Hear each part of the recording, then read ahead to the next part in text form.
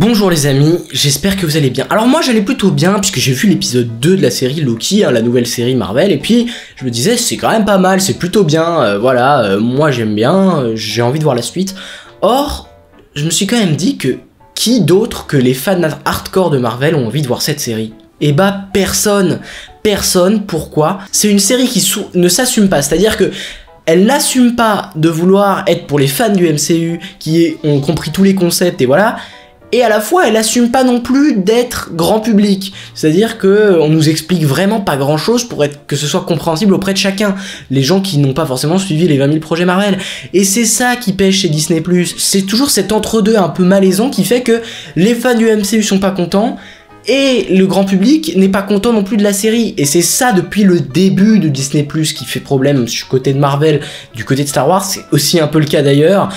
Et c'est pour ça que je pense qu'on assiste à un flop chez Disney+, parce que les séries Marvel ne sont pas forcément suffisamment attractives pour ceux qui aiment Marvel, pas suffisamment accessibles pour ceux qui n'y connaissent rien, et c'est ça qu'on va aborder dans la vidéo. Alors évidemment, il y a énormément de points positifs, mais il y a également beaucoup de points négatifs, surtout concernant cet épisode, qui, pour moi, je l'ai moins aimé que le premier. Mais on commence tout de suite avec le résumé de l'épisode, vous voyez, et pour moi, ça se perd entre trop d'intrigues. C'est-à-dire que, ok, on a l'intrigue de... Il faut retrouver Sylvie, qui en soit pas une intrigue de fou, hein, c'est pas hyper intéressant. Deuxième intrigue peut-être plus intéressante, le Time Loom qui part en vrille, et parce qu'il y a trop de lignes temporelles, et que du coup il va exploser. Ça c'est très intéressant, pourquoi pas faire un épisode entier sur ça? Ça nous intéresse, pas retrouver Sylvie en fait. Parce que Sylvie en fait, si vous y voyez bien, eh ben elle sert à rien dans l'épisode. Troisième intrigue, Dox qui fait ses petites manigances et qui veut supprimer le multivers. D'accord, mais... et plus... Troisième intrigue, il faut cuisiner Brad. Pourquoi est-ce qu'il ne dit pas où se trouve Sylvie? Quel est l'intérêt de tout ça? Je ne sais pas, il n'a aucun intérêt à pas dire où est Sylvie. À moins qu'on le découvre par la suite, mais je comprends pas. L'intrigue de Mobius, l'intrigue de Loki qui veut prouver qu'il est encore méchant ou je ne sais pas quoi. En fait, ça se perd dans trop d'intrigues. Mais on va le voir notamment dans les points négatifs. Hein. Voilà pour le résumé. Bon, j'ai pas vraiment envie de passer du temps sur le résumé. De toute façon, si vous êtes là, c'est que vous avez vu l'épisode. C'est full spoiler dans tous les cas. Donc voilà, les tops. Alors Mobius, incroyable, qui est pour moi le meilleur personnage phase 4, phase 5, en tout cas dans les nouveaux personnages. Je le mettrais même dans le top 5 de tous les personnages de la phase 4-5, avec en compagnie de Rocket Raccoon, Doctor Strange, Wanda, des personnages comme ça très impactants. Je sais pas, je l'aime bien, je trouve que c'est un des personnages les plus attachants en tout cas. Owen Wilson à son prime. X5 j'ai bien aimé, c'est ce côté de double personnalité avec Brad Wolf et X5 qui fait que c'est assez attractif, c'est assez dynamique en fait de voir ce personnage. L'acteur joue hyper bien, c'est cool de le voir ici. Et puis Loki, enfin un retour d'un Loki controversé, parce que oui on avait un peu perdu ce Loki un peu méchant, mais à la fois ça arrive peut-être un peu trop tard le retour du Loki un peu méchant. Je sais pas, ça fait trop un contraste avec l'épisode 1 où Loki n'est que bienveillance. Je sais pas, mais c'était plutôt bien, je le mets en top. Je vais pas le mettre en flop, je le mets en top parce que l'acteur joue très très bien et là il y a pas de souci. En revanche par rapport à la dernière fois, je trouve qu'il y a des flops. Dox, ok c'est la méchante de l'épisode, mais elle n'est pas assez fouillée. Ce que je veux dire c'est que c'est un méchant dont on n'a pas grand chose à faire. Ok, tu veux supprimer les branches, mais dis-moi tes intentions, pourquoi, quel est ton background, pourquoi tu fais ça, etc. Donnez-nous plus de contexte concernant ce personnage, parce que, on comprend pas tout. Sylvie, pourquoi je l'ai mis en flop? Parce qu'elle sert tout simplement à rien dans l'épisode, en fait.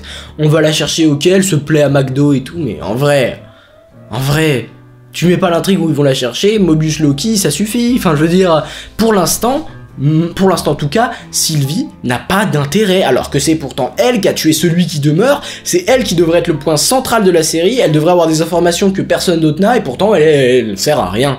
Elle est même moins intéressante que dans la saison 1. Autant vous dire que je la mets en flop. Et puis pour Obi, alors j'adore toujours le personnage, mais je trouve que quand un personnage est beaucoup moins exploité, beaucoup moins bien dans un épisode que dans l'autre, je considère qu'on le met dans le flop. Pas pour le personnage, mais pour l'écriture en tout cas du personnage, qui est... pourquoi on le voit pas plus? Pourquoi il était beaucoup mieux, je trouve, dans l'épisode 1. Voilà. Donc, pour les points positifs, parce qu'il y en a des points positifs, l'alchimie grotesque. Alors, je vais pas revenir, évidemment, sur ce qu'on a déjà dit, parce que, pour moi, les points positifs de l'épisode 1, on les retrouve aussi un peu dans l'épisode 2, donc je vais pas me répéter. En revanche, l'alchimie grotesque Loki Mobius, cette dynamique entre Loki et Mobius, je la trouve incroyable. Je trouve que c'est un des duos les plus complémentaires, les plus intéressants à suivre de tout le MCU. Par exemple, je préfère suivre ce duo-là qu'un duo, par exemple, James Rhodes, Iron Man, qu'un duo Bucky, Captain America. Quoique non, là, c'est peut-être un peu exagéré, mais c'est une des dynamiques entre personnages, entre différents membres de cet univers les plus intéressantes qu'on a. Donc, je pense que la série aussi se base beaucoup là-dessus, mais tous les dialogues entre les deux personnages sont tellement bien, ils se complètent tellement bien, en fait, que c'est génial à ce niveau-là. Et qu'on adore, rien que ça fait aimer l'épisode de les voir évoluer tous les deux. Je trouve que ça marche super bien. Ensuite, enfin un personnage franc dans cette série, oui. Enfin un personnage qui dit les termes. Pourquoi Loki tout d'un coup tu deviens gentil? Pourquoi Mobius tu fais rien alors que tu sais que t'avais une vie sur le TVA? Il nous fallait un personnage comme ça, d'ailleurs je l'ai mis dans les tops. Bah oui, c'est un personnage dont on avait besoin d'être une franchise, un point un peu d'explication dans l'univers. Enfin, quand ça nous met un Mobius poussé à bout qui se remet enfin en question, ça nous met un Loki qui lui aussi doit réagir au fait qu'on lui dise que bah pourquoi t'es devenu gentil, c'est pour te racheter les erreurs du passé. Voilà, c'est ça qu'on a envie de voir, ce genre de personnage poser ce genre de questions, parce que c'est le genre de personnage qui représente le spectateur. Comprend pas pourquoi Mobius reste là, pourquoi Loki est devenu gentil, et j'aimerais enfin un personnage qui nous explique qu'est-ce qu'est exactement réellement le Time Loom, parce que Obi nous l'explique, mais Obi il est trop intelligent pour qu'on comprenne nous. Pourquoi c'est aussi horrible de supprimer les réalités?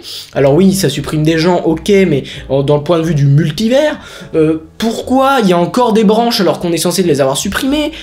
Il nous faut ça en fait, un personnage qui soit dans l'incompréhension totale et qui pose des questions, parce que Loki est dans l'incompréhension totale mais ne pose aucune question, ce qui fait qu'on n'a en fait aucune réponse sur la série.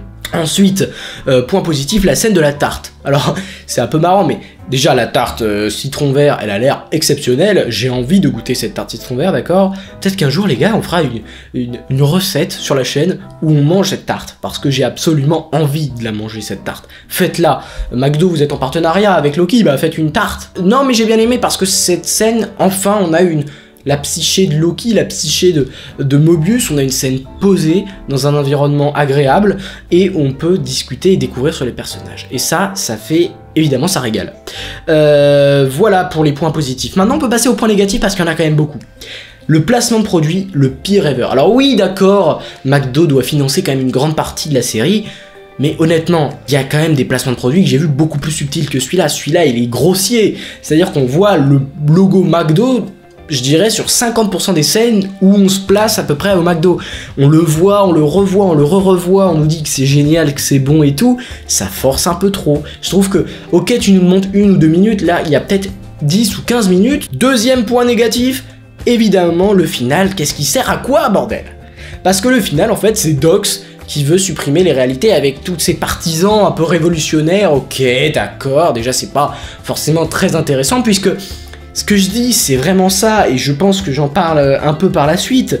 Les spectateurs sont trop peu proches des préoccupations des personnages. Ok, le TVA est un monde de science-fiction, mais à aucun moment la timeline sacrée, qui est en fait, entre guillemets, notre univers, c'est-à-dire celui qu'on suit dans le MCU, c'est en fait celui-là qui nous intéresse. Et du coup, vu que les préoccupations, c'est de sauvegarder cet univers, et comme il n'est jamais mis en danger, puisque c'est la timeline sacrée, et ben en fait les préoccupations nous intéressent pas forcément en fait. C'est bizarre, on n'arrive pas trop à... Je sais pas si vous voyez ce que je veux dire. Et ben le final il sert pas à grand chose, puisqu'en fait les branches qui vont être coupées, il y en a d'autres qui vont renaître, donc en fait c'est un peu le serpent qui se mord la queue, ou Ouroboros d'ailleurs. Et puis un univers qui se perd peu à peu. Je veux pas dire, mais il y a quand même plein de trucs qui vont pas. Même j'ai beau adorer l'épisode, je l'ai beaucoup aimé, hein, c'est un des épisodes que je préfère dans le MCU. Pour moi, on est quand même assez loin de la créativité énorme qu'avait WandaVision. Alors je suis d'accord que l'univers créatif est incroyable, hein, les décors, les costumes, et je l'en ai déjà parlé évidemment, c'est juste une folie, une dinguerie absolue, mais... En fait, le fait que ça soit incompatible avec un Doctor Strange de Multiverse of Madness, si tu supprimes les branches de réalité comme c'est à la fin de l'épisode, bah tu supprimes l'univers 838 qu'on va revoir dans Deadpool 3. Tu supprimes l'univers de Tobey Maguire, Andrew Garfield qu'on ne reverra pas. Tu supprimes tout en fait. Tu supprimes absolument tout. Ce qui fait que, bah du coup, les Kang qui étaient réunis dans Quantumania, bah ils ont tous été supprimés dans leur ligne temporelle, du coup tout est à refaire. En fait, c'est tellement incompatible avec ce qui est déjà fait, que du coup... ben en fait, ça fait que l'univers, il est un peu bizarre. Par exemple, le fait que le TVA n'interagisse qu'avec l'univers, enfin, qu'avec les univers sur Terre, c'est bizarre. C'est bizarre, on est bien d'accord. C'est étrange. C'est bizarre, voilà. Après, je suis d'accord que leur préoccupation, et puis Kang, il naît dans cet univers-là, donc voilà. Mais je trouve que, voilà, ça renforce un peu plus le fait qu'on n'y comprenne plus rien au MCU. Alors, je suis d'accord que c'est une série les plus intéressantes du MCU, mais à la fois, elle est incompatible avec le reste du MCU. Enfin, je trouve, hein, personnellement. Voilà, c'était pour les points négatifs. Et puis les easter eggs, on en parle un peu. Bah, Kingo qui était dans l'épisode, j'ai trouvé ça assez marrant, ça veut dire que vu que c'était dans la Sacred Timeline, ça veut dire qu'on était dans le passé où Kingo était acteur à Hollywood et puis même à Bollywood, hein, je crois. Et bien là on voit une affiche de lui, donc ça fait extrêmement plaisir. Et aussi, alors là c'est l'easter egg le plus intéressant, Zaniac arriverait-il dans le MCU? Zaniac, c'est un méchant qui, dans les comics, est un ennemi de Thor, hein, qui en fait arrive sur un tournage et en fait devient le monstre qu'il était censé incarner. Enfin, c'était un tueur à gages et tout, enfin bref, il y a une explosion, il devient Zaniac, ce monstre là que vous voyez. Et bien là, et sachez que celui qui devient Zaniac s'appelle Brad Wolf, le X5. Alors X5, ce serait-il vraiment ou Brad Wolf? Même si son film, il a l'air d'être acteur principal de Zaniac, Brad Wolf, ce serait celui qui incarne Zaniac. Est-ce qu'on n'aurait pas un vrai Zaniac? Brad Wolf serait-il pas finalement vraiment Zaniac? C'est la question que je me posais. Voilà, donc ce film, en fait, est une référence à ce personnage des comics. Est-ce qu'on aura par la suite quelque chose comme ça? Et puis j'aimerais revenir sur la théorie qui dit que le personnage joué par Kiwi Kwan, eh bien serait un méchant. Je n'y crois absolument pas. C'était la review de l'épisode, et on peut conclure en disant que, évidemment, donc oui, j'ai mis 4 étoiles, mais évidemment, je pense que Disney+ ne peut pas fonctionner ainsi. On peut pas faire une série où les préoccupations n'intéressent pas les gens. La TVA, c'est intéressant, l'univers graphique, l'univers, la palette artistique, les couleurs et tout sont vraiment bien. Mais est-ce que les préoccupations sont réelles et elles nous intéressent, sachant qu'on sait que ça ne va pas impacter Secret Wars, étant donné que bon, ils vont pas faire, alors que Loki n'a que dizaines de millions de vues, ils vont pas faire en sorte que pour voir Secret Wars, il faut avoir Loki, sinon c'est quand même assez énorme. Je pense que tous les concepts seront entendus dans Deadpool 3 au moins. Donc voilà, à mon avis, cette série, elle est bien, mais elle ne s'assume pas en tant que très compliqué. Il faudrait un personnage qui nous explique plus, soit un narrateur, soit un personnage qui comprenne pas et on lui explique, vous voyez, ce genre de choses. Bref, j'espère que la vidéo vous aura plu, n'hésitez pas à liker, à vous abonner, on revient pour la critique de l'épisode 3 évidemment en short, on partage toutes les news Marvel et puis voilà. Dites-moi ce que vous en pensez en commentaire vous de la série, puis subscribers, rassemblement.